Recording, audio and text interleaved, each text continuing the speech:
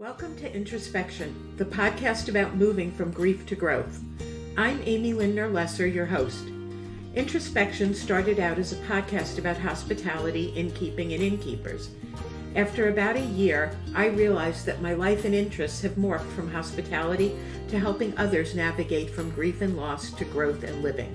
In this new version of Introspection, I will be talking about my personal experiences with loss, and there are quite a few, what I've learned along the way through my professional training, as well as from my coaching experiences. I'll also be bringing in guests to share interesting ideas. So grab a beverage, find a comfy place, take a deep breath, and listen in. Hi, everybody, and welcome back to Introspection. I'm Amy Lindner-Lesser, your host. Today, we're joined by both my friend and a mentor and a coach, a woman of many talents, who wears many, many hats. She is the founder CEO of the Sapari Group. She is a coach. She is a professional organizer, both of physical spaces and of mental spaces. She's a mom, a wife, a volunteer, and her most recent job or hat is that of a candidate for political office. So help me welcome Nettie Owens. Hello, everyone. I'm so glad to be here. Thank you, Amy, for bringing me on. And thank you for that lovely introduction. I'm so happy to have you. We've known each other for many years, both professionally and personally. And when I think of someone who's been through life-quakes, I think of you. And the ones that you've gone through are in many ways different than ones that people usually think about. They're not the typical, your spouse passed away or you had a divorce. Yours are more of a life transition that's just hit you really hard, as if they've been on steroids. And they also remind me that, like earthquakes, life-quakes tend to have aftershocks, that it's not always a one and done. If it were, it would be so much easier to survive. Wouldn't it, though? So we talked about the fact that you're a mom. Yes. And wife. So if we look at your life over the past, let's say 5 years, we won't go back to everything. You've had a lot of quakes and shocks within that short time period. Can you tell us a little bit about what you and your family have gone through? Because you've shared your quakes. I've shared many of them. There's probably you know them because of our friendship and our relationship professionally, and some of them I haven't shared, outwardly beyond us. When I was saying that, though, I meant that often your quakes were not just for you; they were quakes that expanded into your family. Yes. But you're right. And you're right about them not being for me. In fact, I would say for the most part, my quakes were other people's quakes, but because of those aftershocks, I was in that direct line of moving, and because of my relationship to the people for whom this was impacting, it impacted me more significantly. 5 years ago was just after the time that I started transitioning my company. I had been in business for 14 years at that point, 14 and a half years or so. And the company that I was very excited about and, eager to grow ended up falling apart completely. And that's probably one of the biggest ones that impacted me directly. And then, so I was kind of a year after that point. My husband was still pursuing his PhD and in school. And so there were life quakes related to our relationship. Um, and then we fast forwarded a little bit. And that's when then life both got good, in many ways, but also really, really tremoring, with all of the shaking that was going on. So 2019 brought my husband finishing his PhD, a new job for him, a move to a completely new state, and one that happened very, very quickly. So we found out that, I guess my husband had the interview and he was given the job offer, and 45 days from that date, we were in a new house in a new state with kids in new schools. We had bought a house, we had sold a house, and we had moved all of our possessions. And at the end of that, I was just like holding on for dear life. I didn't realize until we got beyond it just how much that change had impacted me and how much energy had gone into it. And then not too long after that, COVID hit, which was a life quake for everyone, right? Mm-hmm. And then not too long after that, we made the decision to send my son away to a boarding school. And so, it was just sort of piling one change on top of the next one, and simply trying to adjust to each new thing that came up. What would you say from your experience was the most difficult? I mean, it's pretty hard because they're all intertwined. It was a short period of time. Mm-hmm. And if you look at the stress scale for events that can happen in someone's life, you were Right. right up there at the top. The only thing you were missing was the loss of the relationship with your husband. Yeah. And in fact, you're right, because there were people that passed away in that time. My grandmother passed away, my mom's oldest sister, her husband, all passed away in that time. And it was almost as though it was hard to process those because of the other things that were going on. There almost wasn't really space to grieve those things because there were other grievings that needed to happen. The change and transition for my identity as a business owner, the change in my marital relationship from my husband was in school for 11 years, and but it was also working full time. And so there was a change in how we interacted with each other. And there was a change, obviously, with the move, in my standing in the community. I was very well known where I left, and no one knew me where we moved to. And then, of course, we've talked about the life quakes happening to those around me and their, handling of those things and the changes that were happening for them. In that time, my son also needed more assistance, and so he had spent some time in the hospital. And that was a very, very difficult time. I think of all the things that that came up stress wise, I think that was probably one of the biggest ones. We had shortly after that brought on a service dog service to bring a service dog into our home, and that ended up falling apart completely, which was, interestingly, that also was one that had a really big impact, stress level wise, and ripple effects coming out from it.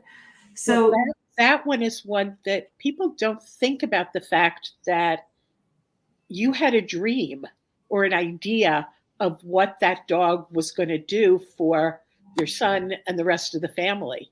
mm-hmm. And when that didn't realize, then there was the loss of a dream. It's another grief, again, Right. affecting everybody in the household. Absolutely. Yeah. I mean, it to pair something like that against the loss of a person in your life, it can feel very trivial. But I think the reason why this podcast is so impactful is because we don't always realize how much weight these kinds of things have in our life. And, for you to frame it as a loss of a dream, I think that's really what makes a life quake so challenging to face, is that it really is that moment when your world shakes and you have to move into a different direction, one that you weren't planning for, one that's unexpected. You may have had a lot of energy, emotional energy, money,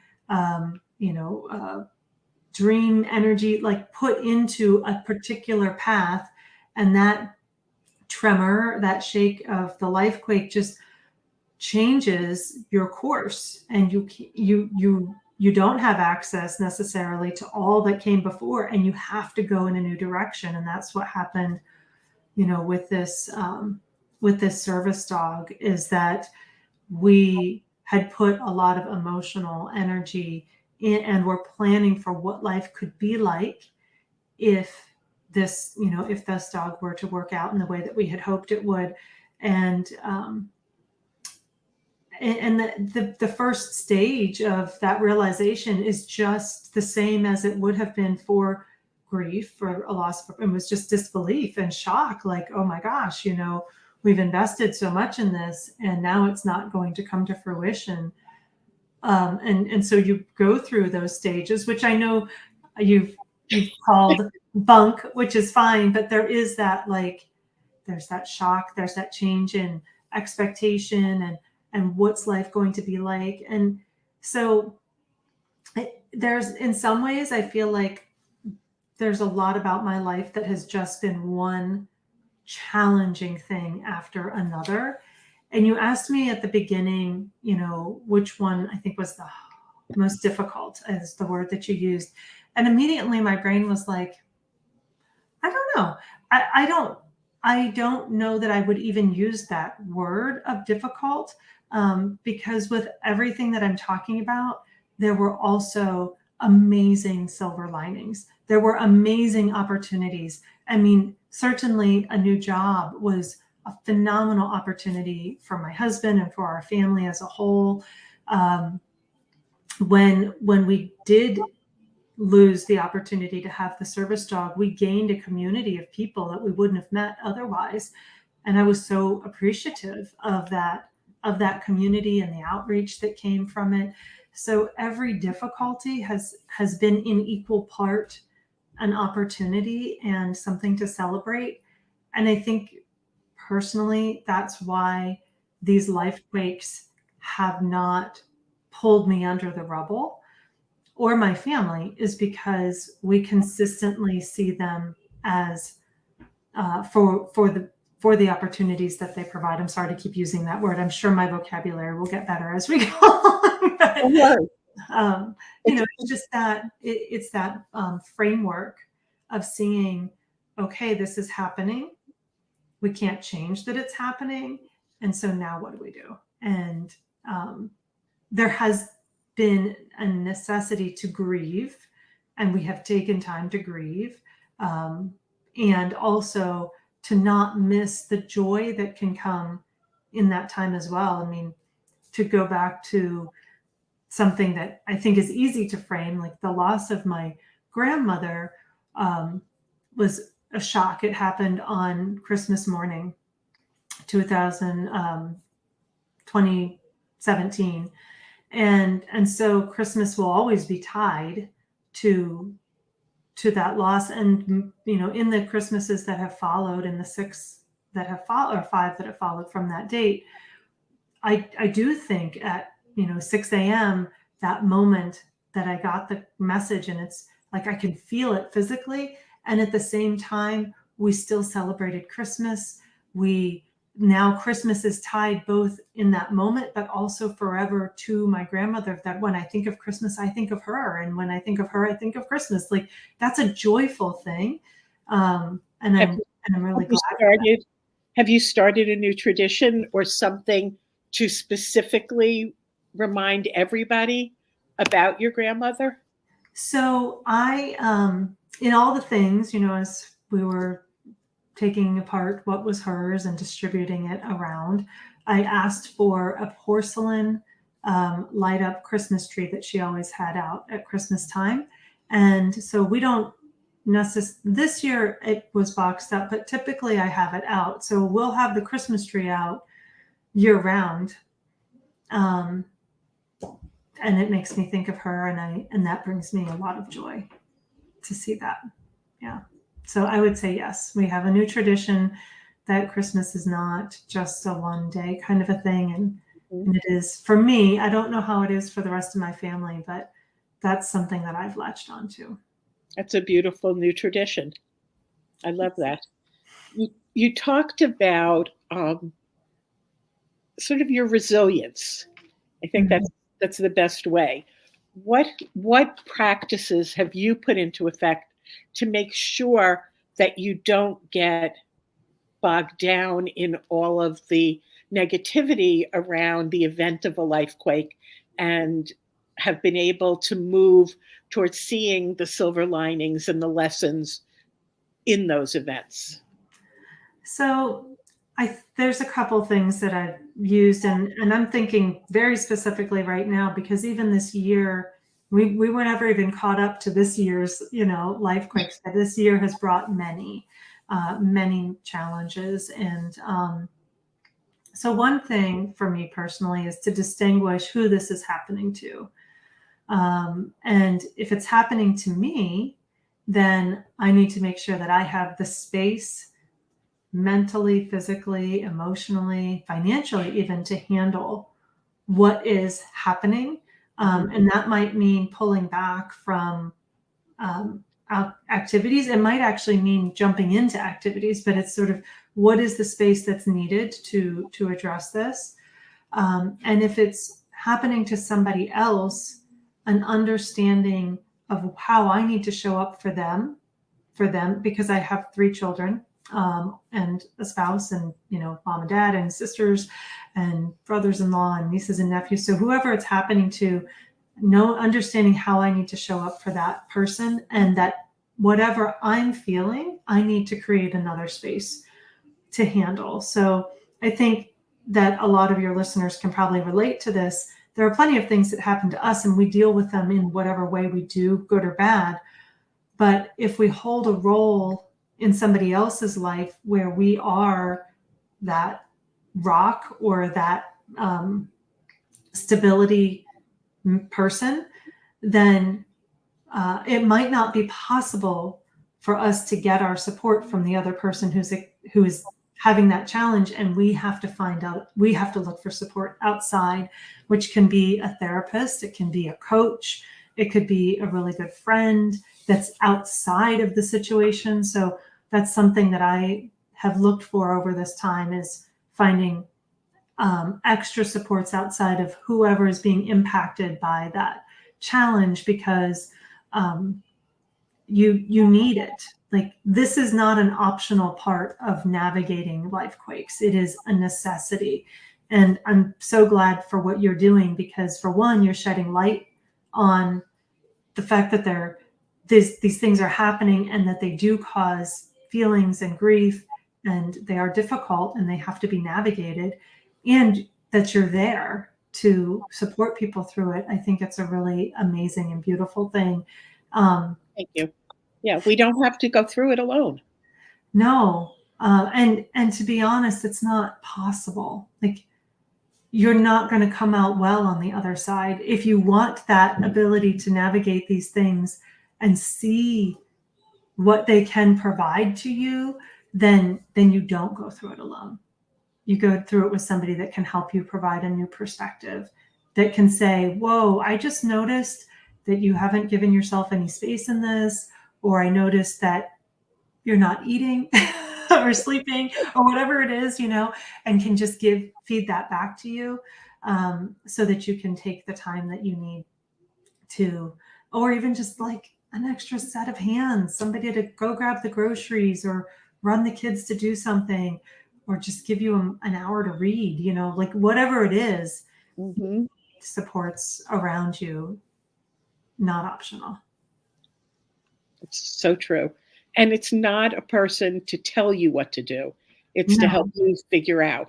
to listen to you, Yeah. to help pull out from what you're saying some of the nuggets, but not to say you need to do this or you should be here, because we all work through it differently. Yes.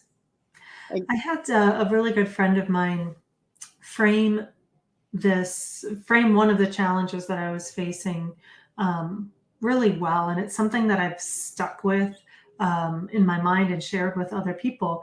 The year my son started school in another state on the other side of the country, my business was very, very busy. And I published my third book, but it was really the first in this framework. I held an in-person event and I held a virtual event, all within about, I think it was like 3 months of each other. And with COVID still going. With COVID, yes. Yeah, absolutely. I think, if I remember correctly, I got my first COVID shot after everything that I'm talking about. So the vaccines hadn't even come out. And what you didn't mention is your in-person event was not in the state you were living in, correct? No, my in-person event was not in the state I was living in. 5 hours away. These things on. Yeah, and they were back to back, actually. So the in-person event, the virtual event, and the book launch were all within 2 weeks, like start to finish, everything that happened there. So I never really gave myself much space to process my son going off to school. And then we were busy with all of these things related to my company. And I thought after that time that I would just take a week or so to regroup, decompress after everything. And that week turned into 2 weeks and 3 weeks. And later in the summer, he came home from school, and we were still juggling. My children at that time weren't really able to be with each other in a healthy way. And he went through, no, that was the prior summer. Sorry, I'm mixing up life-quakes. But anyways, so the whole summer we spent just juggling, who was going to be in which state and where, and so that they didn't interact too much. And so one of those times I was away with my son, and I was so grateful to have this time apart. I ended up, though, just watching TV for literally 7 days straight. That's all I did. I thought I was going to get certain things done. I thought it was going to be, this productive time for myself. And I simply sat and watched this one TV show where I could imagine that my life looked like that person's life. And, it felt really good to be immersed in that imaginary space. And it was then that I realized how much I hadn't processed and dealt with all of the things that were happening. As I was talking to my friend about it, she said, you don't realize when you're being crushed by a car, you don't realize the pain that you're in while you're underneath of the car. It's only when it's lifted off of you that things start to bleed, that it hurts, that you notice all of that trauma that you've been through. And that's really what that felt like. It was as though I was able to hold it all together until the car was lifted. And then all of a sudden, I'm gushing from like every space. And it took some time. It certainly wasn't a week. It was months of time to just unpack and totally wind down before coming back up and getting things moving along again with the business and with family and with myself. And on a slightly different tangent to this, someone close to me, very intelligent, I think her name is Nettie, once told me that I wasn't wasting time in the mornings doing my crossword puzzle and my word games and my Sudoku, that it really was a very productive time because it got my brain either revved up or calmed down. Mm-hmm. And I would venture to say that a week of watching whatever TV show, it could have been, cartoons for the week. Yeah. But that's what you needed. And it was very productive. That Mm.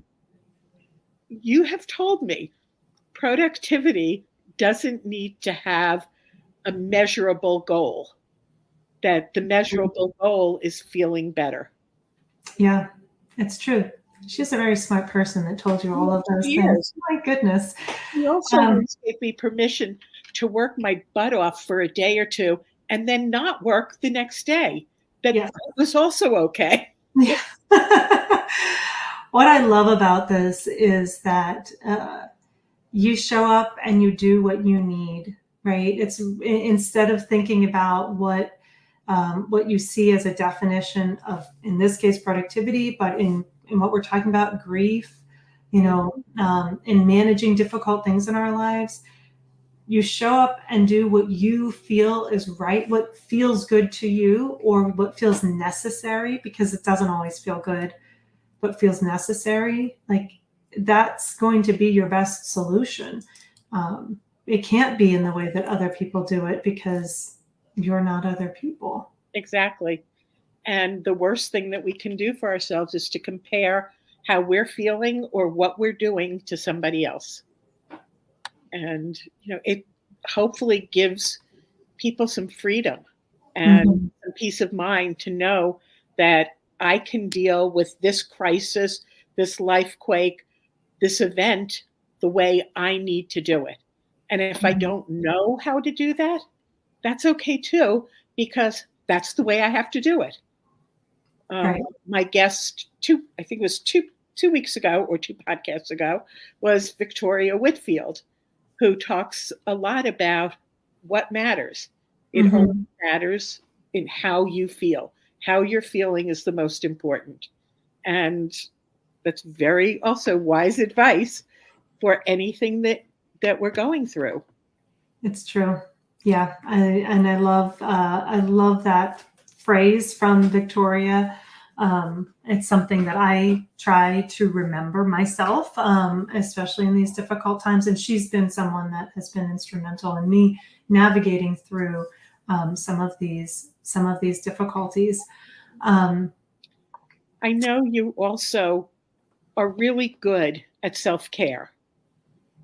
And that goes along with what matters is how you feel. And Mm-hmm. so if you don't take care of yourself and you're a person who is either a perpetual people pleaser or just has no idea how to do that, it's going to make things even harder. One of the things that I've learned along the way is that, and this came from my organizing days, is really just an understanding of how much you need to make sure your physical body is operating at its best, because this is the container for your brain, and your brain cannot work well. It can't make good decisions if your physical body is not well. And so, I'm thankful for Brian Johnson talks about, he has a program called Heroic.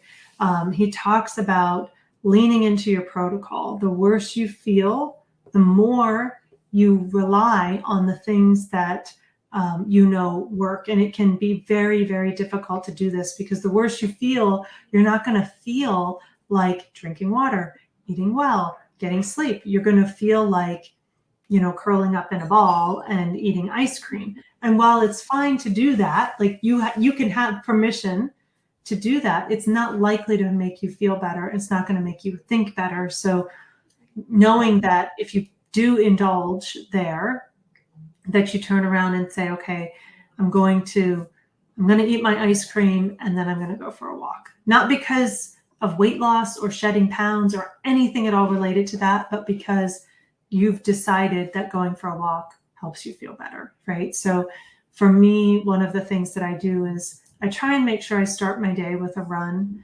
And I don't always feel like it. I don't feel like it most days, but I also know that I feel better as soon as I do it. And I try and make sure that I'm drinking enough water. And I try and make sure that I'm eating at regular times during the day, and that the food that I'm putting in my body is good for it. And that just gives me the baseline of operation. And I know that without those things, I wouldn't have handled most of what we've talked about well, because I would have deteriorated in the process. Yeah, that reminds me that when my husband was dying, I got a dog. And my mother said, "What are you doing? That you've got an inn to run, you've got 2 young kids, you've got a husband who's very sick. Why would you get a dog?" And I remember telling her, "I need a reason to get up in the morning that's outside of me." I had to get up and I had to take him out for a walk. And I knew I would get out of the house. Otherwise, I had employees who could take care of my business. I could have stayed in bed. Kids on the bus, and they can go to school, and you can hold yourself back up in the. Yep. My kids were 11 and 14, so they could get on the school bus. They didn't need me. I wasn't dressing them. I didn't have diapers to change. Not that they didn't need me, but they didn't physically need me. As long as I was, getting food in the house, they were on their own, and that was okay. But that dog needed me. And to this day, that's part of the reason I still have a dog, is that I know I have to get up, I have to get out, and I have to take him for a walk. So James Clear wrote a book called Atomic Habits.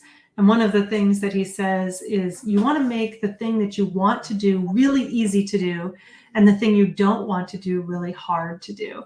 And your dog example actually kind of does both. You made it really easy to get up and get out of the house because you were going to get up and go for a walk with the dog. And you made it really hard not to, because that dog was going to bother you or pee all over the place or whatever if you didn't. And so, I know we're talking about life-quakes and transitions, and this applies because when our world is shaken, the only thing we can do is fall back on the things we know that work for us. And so, perhaps an opportunity here is to take some time today to think about what works for you. Like, what do you know that when you do these things, you are operating at your best, you feel the best, you look the best, you make the best decisions? What are those things? And, it's going to be a range of activities, but take some time and think about that for yourself, because, and make a little list. Maybe you don't need it on your good days. You probably don't need it on your good days, but you're going to need it on your bad days. But if you do them every day, they just become routine and part of your life. And when you don't, you miss them. Yeah.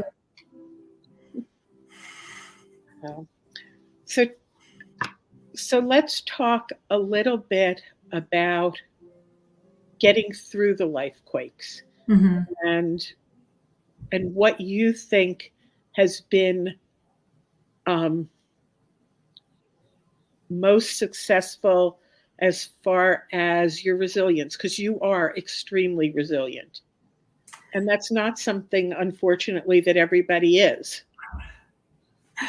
There are people, who would stay in bed and still be in bed at 3:00 in the afternoon and, go get their ice cream and bring it into bed in the container with the spoon. And to be honest, if you are listening to this and eating ice cream, save me a spoonful, because first of all, I love ice cream, but it's okay. Like, wherever you are, just acknowledge it's okay wherever you are. So a little over a year ago, I took the VIA Institute, or Virtue Institute of America, VIA Character Assessment. Google it. It's a free assessment, and it tells you your top 5 character strengths and your bottom 5 character strengths. And these are the things that you bring to any challenging situation. It's what you bring to life, basically. It's how you interact with the world. And there's a ton of research backing this assessment, it wasn't just somebody's free opt-in for their business and it aligns with whatever they're selling. It was actually researched. And so when you take the assessment, there is value to it. But I took this assessment, and my number one character strength is zest. And zest is just that joy for life. And I feel that. I do feel joyful about life. I love being alive. I love interacting with the world. And so having that as a value, it's how I approach challenges. And it's not to say that I don't feel them. It's not to say I don't feel stressed. It's not to say I don't get discouraged. But I think zest allows me to believe that tomorrow will be better than today, to see that there are silver linings in the day and to appreciate and be grateful for them. Gratitude is in my top character strengths as well.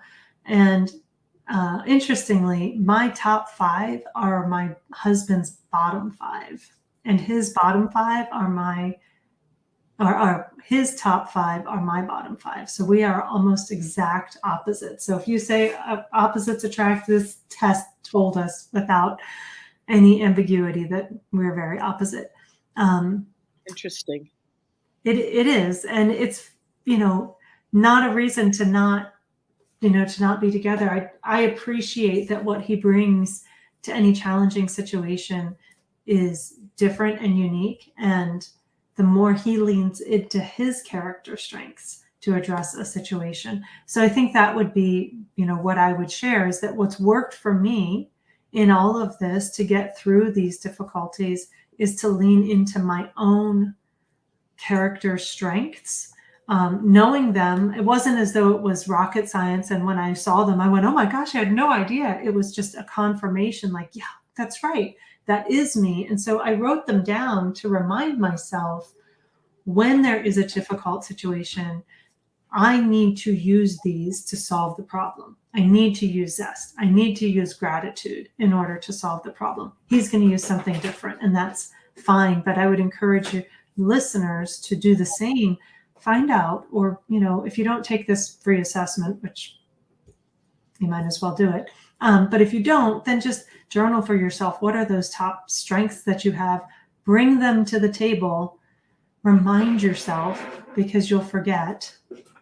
I'm thinking about this as I'm saying it out loud. I'm looking at myself in this, video reflection going, yeah, you have been going through some difficult things right now. And why not lean into those character strengths to help you get through? That's a great observation. And I like the idea of keeping them in front of you, so that when you're in the middle of something, you can refresh yourself, because we don't think of that when we're going through something. No. It feels like the world is running you. I do practice gratitude every day. I look for the silver linings and things. But in the middle of something, we don't often think about it. One of the things that I do, which I've never shared until today, I shared it in a group I'm in, is when I'm feeling down, I force myself to smile. And it can be the fake smile, it doesn't matter, but I can feel myself. As soon as I force myself to smile, I start to feel happier. And then the gratitude practice has been amazing. Every day, 5 things. And hopefully not just a list, to talk about why I'm grateful. That really helps too. Because it's, anything is good to start.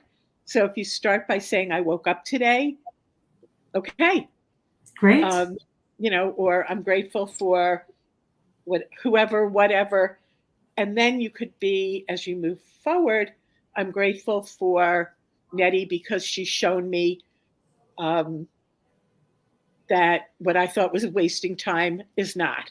Or, I'm grateful for the blue sky because it makes me smile. whatever it is, and the more depth that you can bring to it, the better. I'm appreciating you sharing, how you change that feeling. I think that's the hardest part.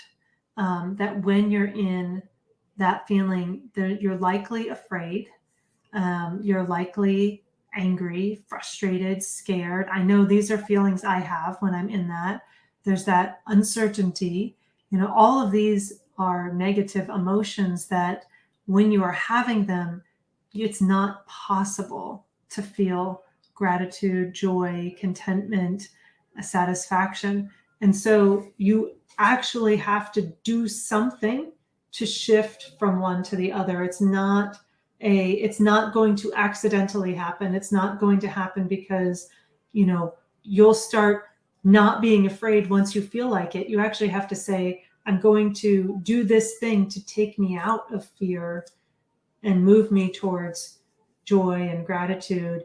And that's not simple. It takes energy, and it can feel really hard to do that. So I've talked about some of the things that have helped me, but running certainly is one of them. I know that's not everybody's cup of tea. Just going outside. I have a garden, and I love, the kids will find me just literally walking around the yard and looking at flowers, seeing how much bigger they've gotten today versus yesterday, going for a walk, petting the cat. That's another thing. Cat doesn't care. He's not going to, he, either one, because we have two, judge me, can show up just as I want to with the cat, right? Same with the dog. Like, those are all things.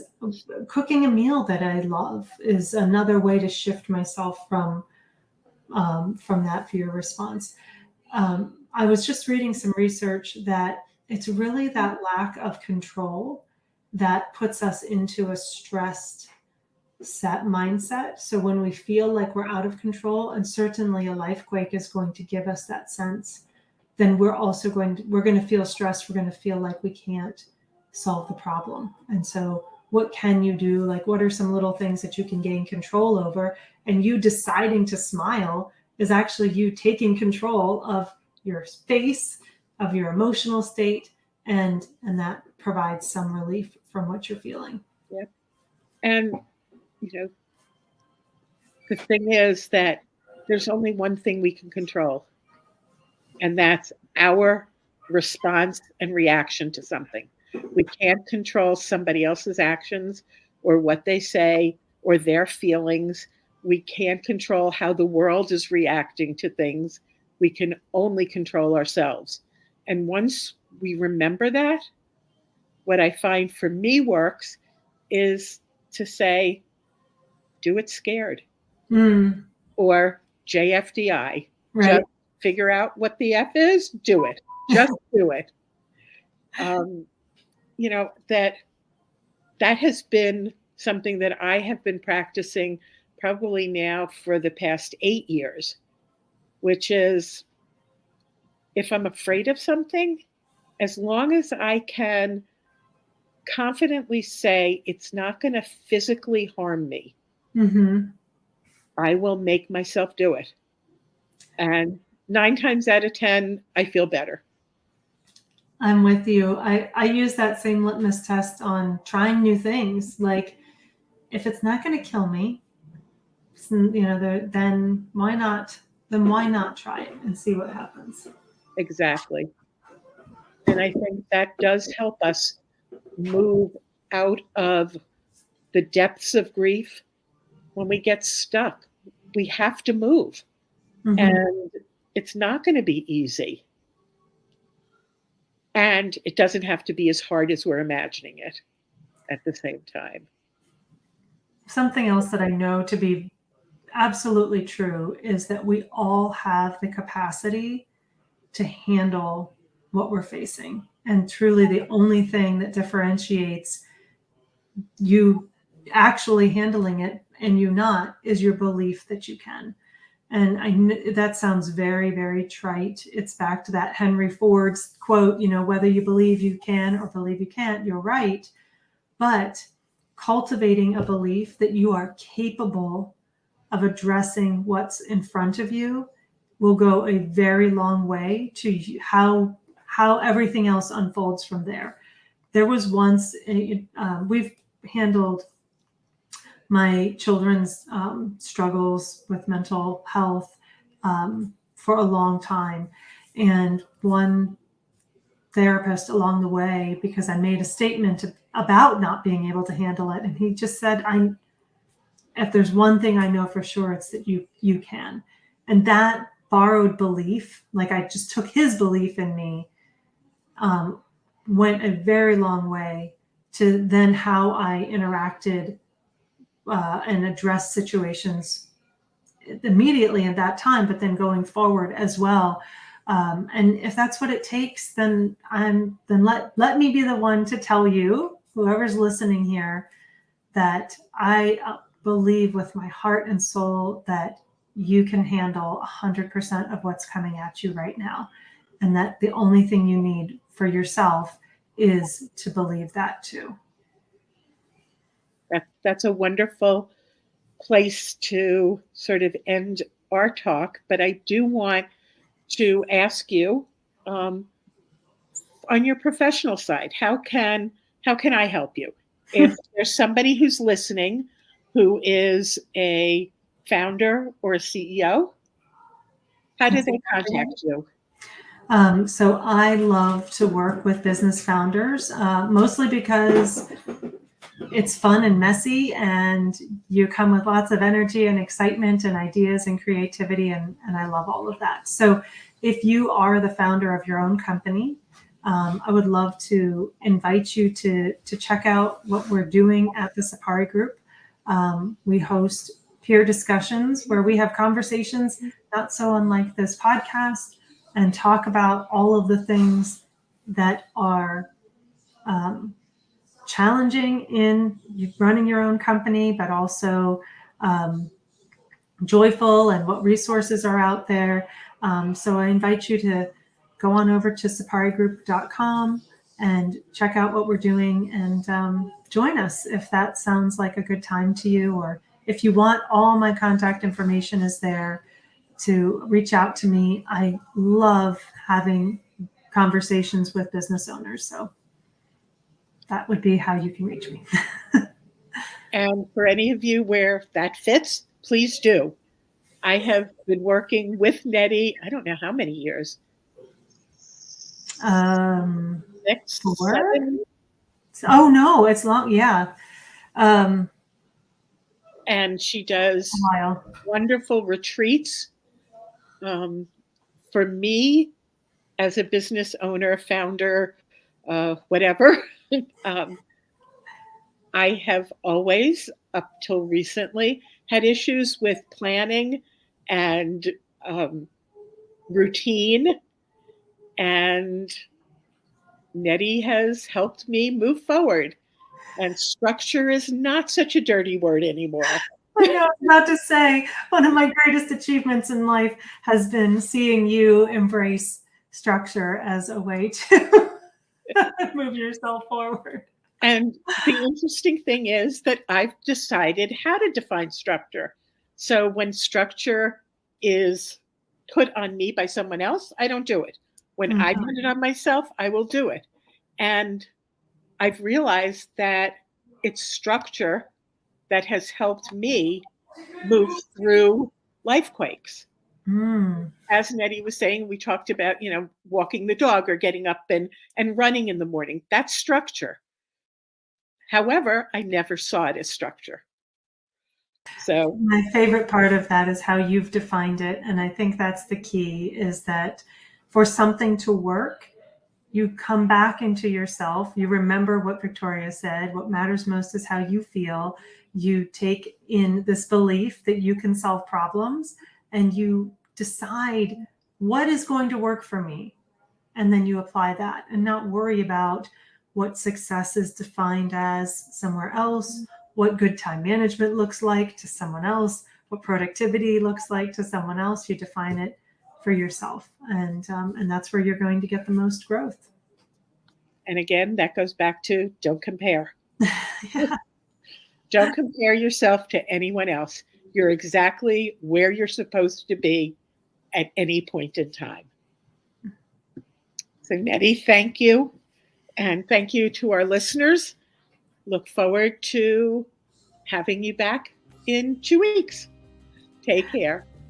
Bye-bye. And remember, I believe in you and I love you. If you liked what you heard on this podcast and want to hear more, please follow us and tell your friends. You can also find me on Facebook at Amy Lindner Lesser, Grief to Growth Life Coaching, and on LinkedIn at Amy Lindner Lesser.